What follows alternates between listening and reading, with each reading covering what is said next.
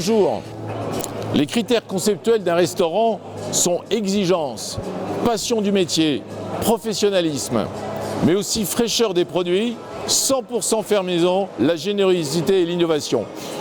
Et pour répondre aux comportements et demandes des consommateurs clients, les restaurants qui sont de plus en plus regardants sur l'origine et la conception de leurs assiettes sont plus sensibles au circuit court. Et on va évoquer les productions locales avec nos deux invités, Guillaume Jacques.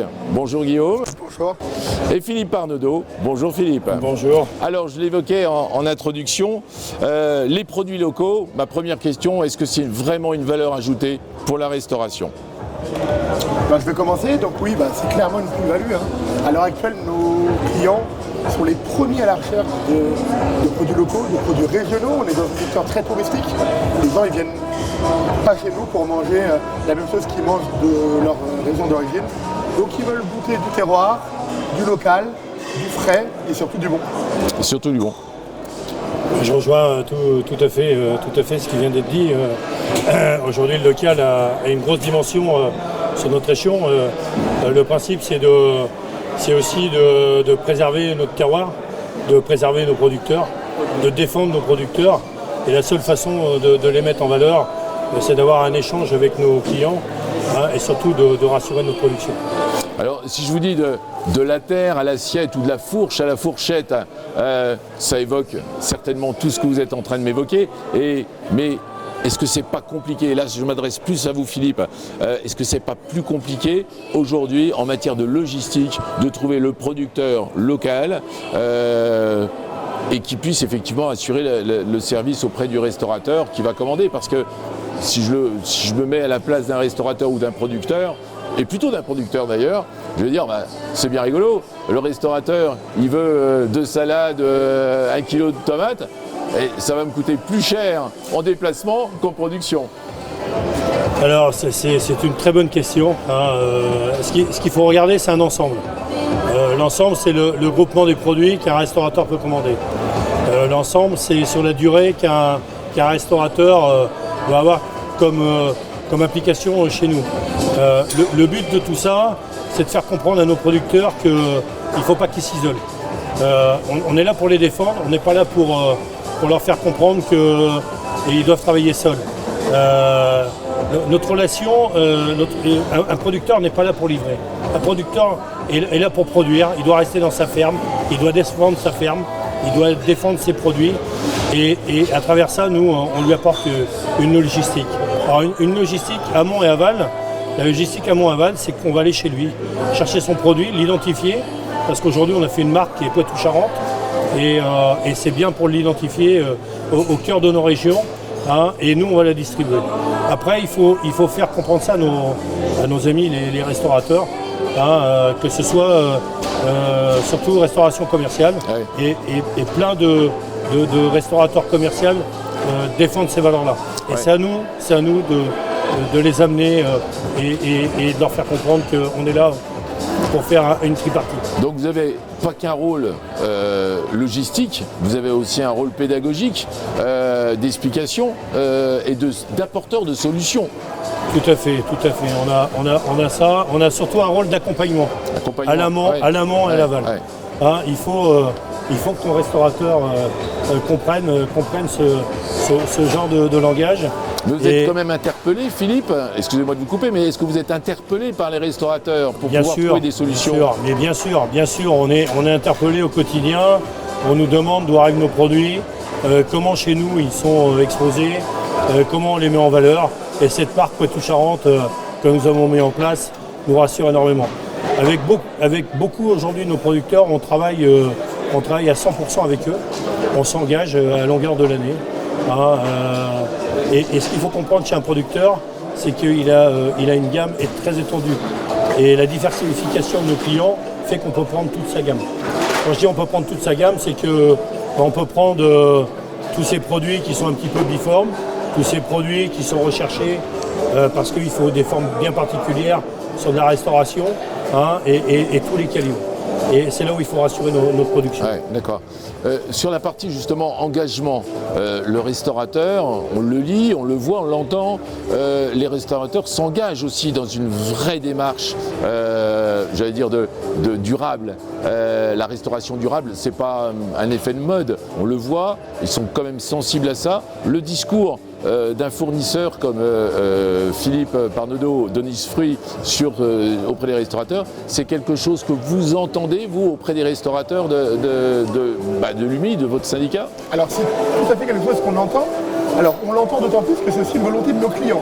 Et il y a aussi une nouvelle génération de chefs qui est clairement dans cette mouvance, qui a compris que l'avenir, si on voulait qu'il y ait un avenir dans notre profession, et il y en a un, et on fera tout pour qu'il y en ait un, ça passe par cela. Donc évidemment, on l'entend. Alors après, c'est vrai qu'il y a des vraies problématiques, c'est qu'on a aussi face à nous des clients qu'il faut satisfaire. Les clients n'ont pas toujours forcément la tendance, ils ne se mettent pas toujours en phase avec la tendance de la saisonnalité. Certains veulent manger des tomates mozzarella en plein hiver. En réalité, on sait tous que si on veut respecter le travail du local, ce n'est pas possible. On a beau faire ce qu'on veut, ça ne sera pas possible. Il y a aussi quelques mouvements associatifs sur lesquels nous, l'UMI, on travaille un petit peu à ce sujet-là et qui sont en lien avec pas mal de nos adhérents, qui sont plus de 17 dans nos assiettes. Donc vraiment des choses qui sont vertueuses pour le développement des producteurs. On a une autre problématique parfois avec les locaux, avec le développement des producteurs locaux, qui est les notions de volume.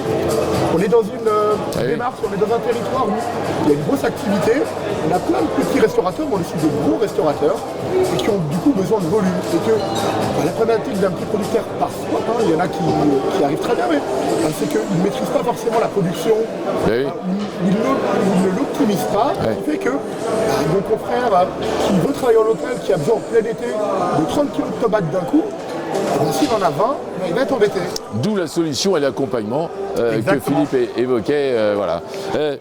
Justement sur les sujets de produits locaux, saisonniers, ça doit être quand même difficile pour vous, fournisseurs, de dire « Ah ben non, là je ne peux pas vous faire tel ou tel produit, c'est pas la saison ». Alors ce qui est compliqué, je reçois mon ami et je rejoins mon ami qui travaille dans la restauration. Aujourd'hui, c'est le consommateur qui commande.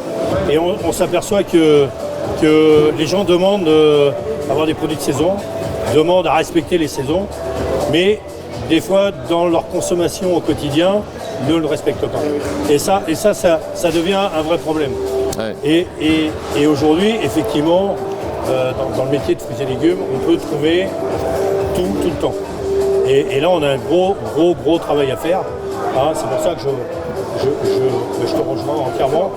Parce que effectivement, il faut apprendre aussi à nos consommateurs, à nos clients, à vos clients, de respecter ces saisons. Et là, on a encore un travail énorme à faire sur ce domaine, parce qu'il est important, mais il est important pour nous, il est important pour le consommateur, il est important pour la région. Alors le cheminement aussi, je me tourne vers vous Guillaume, le cheminement est aussi compliqué de la mise en valeur des produits. On parle de labels, on parle d'AOC, on parle de produits locaux, on parle... voilà. Au bout d'un moment, franchement, même moi, consommateur lambda, pour un restaurateur, c'est quoi le bon produit, quoi? Et ça peut être difficile. La problématique en effet, c'est que l'accumulation de différents labels, plus ou moins fiables, plus ou moins contrôlés, plus ou moins contrôlables, plus ou moins normés, fait que des fois on le voit par exemple dans les œufs, c'est cas concret. Oui. Entre les élevés en plein air, les labels rouges, les ceci, les cela, les bio, à part des consommateurs qui seraient vraiment éclairés et très intéressés sur le sujet, personne ne comprend rien. Ouais. Je pense qu'il faudrait peut-être gagner en visibilité avec des labels qui soient peut-être plus cohérents, plus globaux, avec des vraies démarches et une communication directe, plutôt que en gros, le développement du tout label, pour nous, n'est pas forcément une bonne chose. Ouais. D'ailleurs, au final, il y a plein dans mes confrères d'établissements qui utilisent des produits qui sont labellisés, qui du coup n'osent même plus les mettre sur leur carte, parce qu'ils savent très bien que ça n'apportera pas une plus-value, puisqu'il y a plein de labels qui sont galvaudés. Ouais. Et ça, on en a parlé un jour, Philippe, sur ce sujet. Alors qu'en fait, il suffirait simplement d'étiqueter l'origine du produit, qu'il soit bio ou pas, à la limite, qu'il soit élevé en plein air ou pas. Voilà, l'important c'est l'origine du produit, jouer le carte du circuit court plutôt que des labels. De toute façon, plus on jouera sur le circuit court, plus on apportera, je dirais, à nos consommateurs quelque chose de parfait. Aujourd'hui, c'est vrai que le label, est-ce que ça veut dire quelque chose ou pas? Voilà. On parle. Parce que, comme dit Guillaume, on ne connaît pas le cahier des charges, donc on ne sait pas ce qu'il y a derrière. Voilà, donc tout ça fait que, et on voit aujourd'hui des choses qui peuvent paraître des fois un petit peu bizarres, mais bon, ça fait partie du monde de la consommation, et bien sûr, on peut pas élargir. Et ce qu'il faut comprendre, c'est que d'une manière ou d'une autre, qu'on soit restaurateur, qu'on soit distributeur, qu'on soit restauration collective, on doit défendre nos régions. Ouais.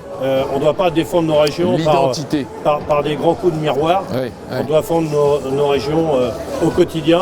On doit échanger ensemble. On doit se comprendre ensemble. On doit partager ensemble. Et c'est là où on va intéresser cette zone de production que l'on a aujourd'hui sur le 17, sur la Charente-Maritime, qui va faire que on fera avancer aussi nos producteurs. Eh bien, ça sera le mot de la fin parce qu'en fait, vous voulez rajouter quelque chose, Guillaume? Ouais, je vais même compléter les choses. Ce que vous dites est totalement vrai pour nos restaurateurs, mais c'est aussi quelque chose qui doit exister aussi dans les bars. On a aussi plein d'alcools, de bières locaux. Ils proposent tous des offres de snacking, des choses qui peuvent être valorisables aussi. Il y a plein de spiritueux, de sirops aussi qui sont faits localement par des petits producteurs. Donc ce qui est valable, vous avez raison, dans la restauration, est aussi valable chez nos confrères des bars. CHR. Exactement, parce c'est valable sur tout notre domaine. Hôtellerie, pareil, le petit déjeuner, il faut utiliser les produits locaux. Je rejoins tout à fait Guillaume. Voilà, non, on est tous d'accord. Je rejoins parce que d'abord on a des beaux métiers les uns les autres. Exactement. Et plus on se rapproche de notre production, plus on sera fort. Voilà, et pour l'identité, ça sera le mot de la fin. Merci messieurs, mais on ne se quitte pas comme ça. On est autour d'un comptoir et il y a l'interview décalée d'autour d'un comptoir que je vais me permettre de vous poser à l'un et à l'autre. Et je vais commencer par Philippe Arnaudot. Philippe, dis-moi tout. Qui est Philippe Arnaudot? Moi je suis un dirigeant d'entreprise aujourd'hui qui est distributeur en fruits et légumes.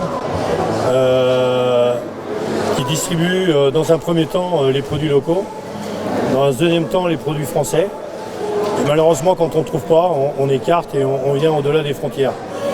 Une entreprise qui est à Saint-Laurent-de-la-Prée, que je dirige, que j'ai plaisir à diriger avec une équipe formidable autour de moi. Onisfruit.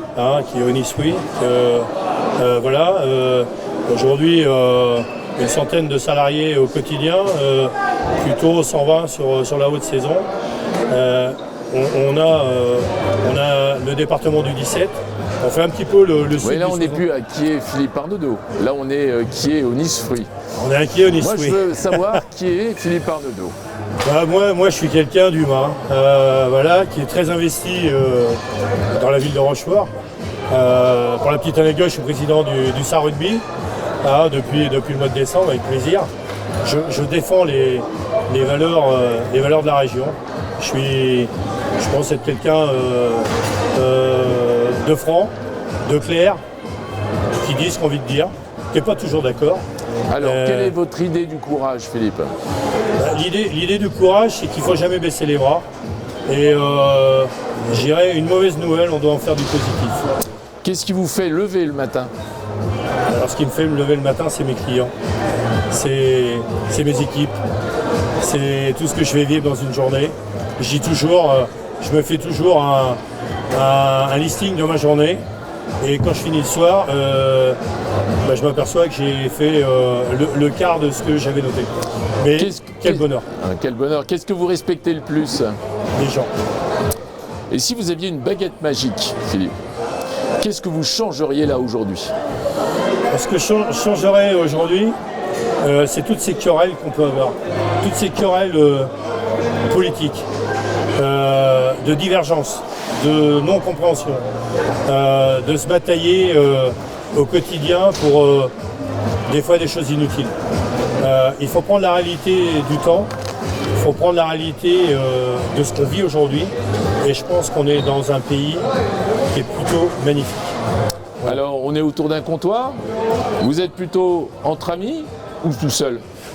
Alors moi, je suis arrivant du rugby, je dirais pas ami, entre potes, entre tout ce qu'on peut avoir, la joie, la peine, tout ce qu'on va pouvoir partager, parce que autour d'un bar, on peut tout se dire. Merci Philippe Arnaudot. Merci à toi. Qui est Guillaume Jacques? Alors Guillaume Jacques est je suis un jeune chef d'entreprise associé donc sur un beau projet au départ entre potes qui s'appelle la Cirrhose. Et puis du coup, nouveau président départemental de l'UMI, qui est un challenge où il y a énormément de choses à faire, plein de choses à faire bouger. Une casquette très grande entre guillemets, mais bon, pleine de modestie et pleine de dynamisme. Voilà. Qu'est-ce qui vous fait peur? Qu'est-ce qui me fait peur? À l'heure actuelle, j'ai envie de dire qu'on est dans une période où tout fait un peu peur. La guerre, l'instabilité, la crise, l'énergie, enfin, on va dire, sans être je suis un éternel optimiste, mais en ce moment, il y a beaucoup de raisons d'avoir peur et il y a beaucoup de choses qui peuvent faire peur. Qu'est-ce qui vous fait rire? Qu'est-ce qui me fait rire? La camaraderie. Moi, je suis un épicurien. Moi, ma vie, c'est avec les copains, les amis, autour de bons moments. D'être le côté chaleureux, etc. Donc, qu'est-ce qui me fait rire? Moi, c'est les bons moments avec les amis. Quelle est votre plus grande qualité? La modestie, c'est ce qu'on va dire. Qu'est-ce qui vous rend plus fort? Qu'est-ce qui me rend plus fort? D'être entouré. Clairement, ce qui me fait avancer, ce qui me fait m'améliorer, travailler sur moi, c'est d'être entouré. Alors, vous êtes sur une île déserte, seul. La seule chose que vous pourriez emporter, ça serait laquelle? Ah, c'est une bonne question ça. Je n'ai jamais réfléchi. Ça serait totalement stupide, mais je pense que je prendrais mon téléphone. Ça serait stupide puisque je serais seul et sûrement que je ne capterais pas. Ça serait mon téléphone. Bien, alors on est autour d'un comptoir, Guillaume. Vous êtes plutôt avec ou sans alcool? Plutôt avec. Comme je vous l'ai dit, je suis un épicurien. Et évidemment, l'alcool, je sais faire sans alcool, mais partager un bon moment avec un petit verre avec les amis, c'est ma vie. Et toujours avec modération. Toujours. Merci Guillaume. Merci beaucoup Stéphane. Merci.